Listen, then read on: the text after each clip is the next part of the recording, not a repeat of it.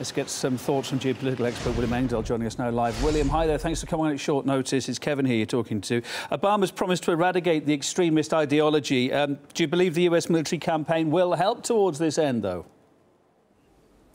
Well, I think there's a schizophrenia in Washington in the last days.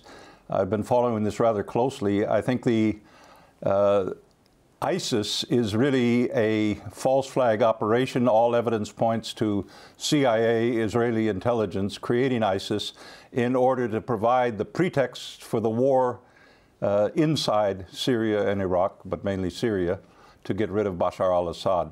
I think there's a shift in the last few days of the Obama administration, and I believe, this is a hypothesis, that Putin is playing a personal mediating role, as he did last August 2013, in defusing the launch of war by the U.S.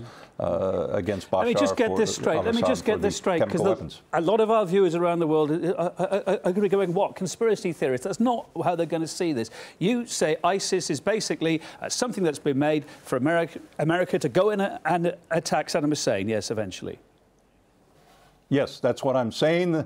The jihadists have been trained in secret CIA and U.S. Special Forces bases inside Turkey and inside Jordan over the past year. Obama administration refused to give military help when al-Maliki's government in Iraq was begging for it more than a year ago. And then when ISIS makes this horrendous military victory, and if you look at the personnel, the commanders, they're from Chechnya, it's an extremely dubious collection. Al-Baghdadi, some people say that's a manufactured name. So the whole thing really stinks, the whole ISIS scare. And I think that is someone's concoction to provide a pretext for military intervention. But of course, on the ground, it's more than a scare if you're in the path of these guys. You've seen so many people killed. Now, we've just seen thousands fleeing from them. Now, he's just seen another hostage video putting more fear into more people. This French guy now that appears to have been beheaded. Yeah. Well, the hostage videos are another subject. I'm not convinced they're accurate at all, but that's another subject. Well, nevertheless, our thoughts, of course, to that guy's family tonight. Can we expect the US-led anti-ISIS coalition to turn its weapons against Syria's Bashar al-Assad anytime soon? Then, on your reasoning, I guess we will, yeah?